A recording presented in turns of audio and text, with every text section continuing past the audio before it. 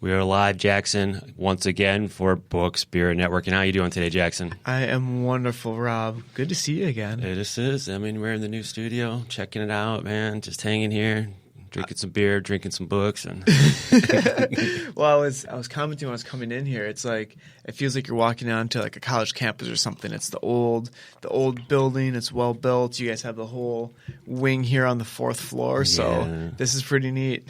Yeah, this is my new home. I love it. Nice upgrades. Yeah. Love it. So today we're here to talk about the miracle morning. Just so happens it's 7:23 on a Monday morning. That's right. Starting out our day. So, this was one of the books that's like, you kind of know what you're supposed to be doing, but it kind of reinforces what you should be doing. Absolutely.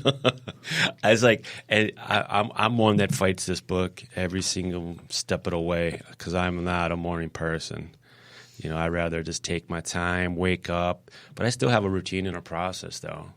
Well, and, throughout the book, he highlights different people and how they use the miracle morning. And, not everyone is waking up super early. There's people who, they start their day at 7, and then they have their 2-hour morning, so then they're really getting into it at 9 o'clock.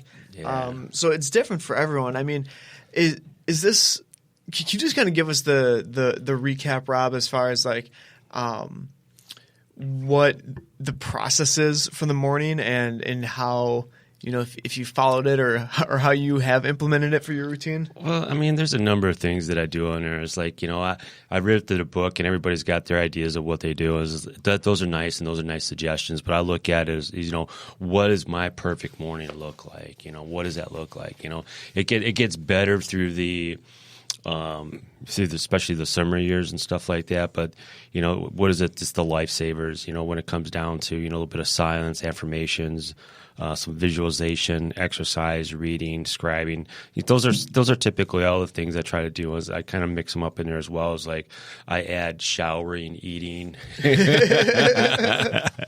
Those are some of the important things in the morning that you got to do. So, what about you, Jackson? What are you doing? Well, so it was interesting because coming into this year, rituals had been something that I've really been refocusing on, and I don't feel I had felt that I was getting away from doing the most important things that I was doing every day. Like I still there's the things that we have to do, but then there's the things that are important but are like that little extra, and if you're not focused on them, they're not going to happen. So I had felt coming into this year that maybe some of those real important things weren't getting done every day, and I wanted a way to build that in.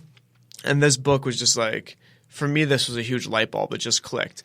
When I first started my business, I would wake up at 4:45 every morning at 4:45 and like work and get a good start on my day. And that's good when you have momentum and you're excited, right? But that doesn't last forever. So I haven't, done that for a few years now.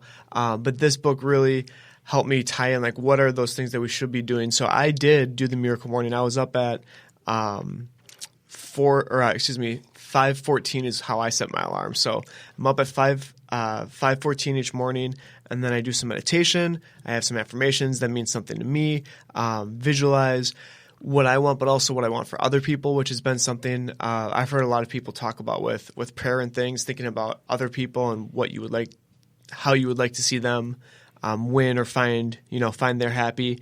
And then exercise is a nice thing too. I've always felt that that's something I've always reserved for when I'm frustrated or when I need to get, you know what I mean? When I need to get something out, like, whoa, I haven't worked out in a few days. That's probably why.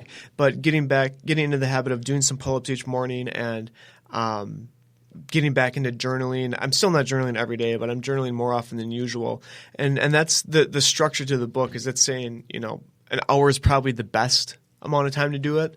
But even if you just do a minute or two in each area, if you're intentionally putting aside time for these things, then they're going to happen. So you said something right there. It's like even though there's a handful of things you can do, you can do all those things within less than a minute here, a minute there, exercise for 7 minutes, and you can get these things in. So time is not an excuse.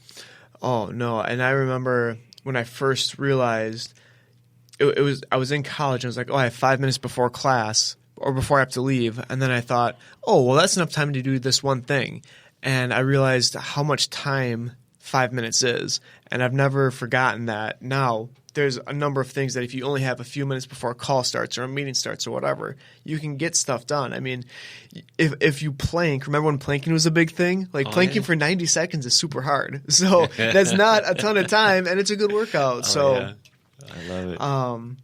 But another piece of the Miracle Morning, which I really liked, was the vivid vision, where he talks about, we don't know, we can't get where we're going unless we know where we're going. So planning out 3 years and really looking at where do we want to be and how do we get there. So the version of Miracle Morning that I read was for entrepreneurs. So it talked about, by doing this, you can help your team know where you're going. And this is a great exercise for me as I was looking at, my business is 3 years old. What's coming up the next 3 years? I'm bringing on interns this summer. I'm hoping that I'll be able to hire some. I'll have to hire some before the end of the year. That's the goal. So being able to tell people where we're going and what to expect, and if this gets you excited, you're going to love this. And if this doesn't turn you on, this probably isn't a good fit. So I felt like this was just the right time to read this book. It really helped me lock in some rituals and also think about where I want to be in the next 3 years and what needs to happen to get there. That's cool, and nice to have that vision in front of you every day, just to kind of keep you reminded of where you're going. I think that's huge. I mean, if you can do that and keep that in vision and inspire yourself, to have some passion for the rest of the day. Yeah, and the Miracle Morning. You do these things first thing in the morning, then they're done. You have some of the most important work.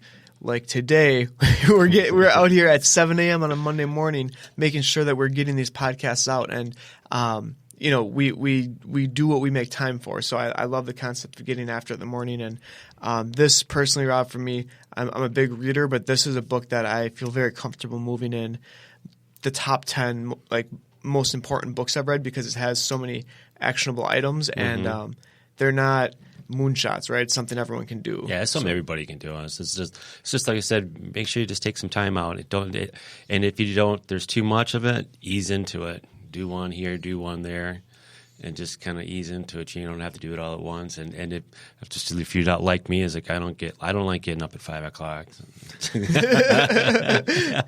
I'm not in the Army no more, so you can have that. Yeah, and the secret is I don't think anyone really does, but I know when I wake up early, I get stuff done. So I appreciate you being out here so early, Rob, recording the podcast. And Miracle Morning, everyone. Check it out. If it's something that gets you excited, check out the rest of the book list that we have here for 2020.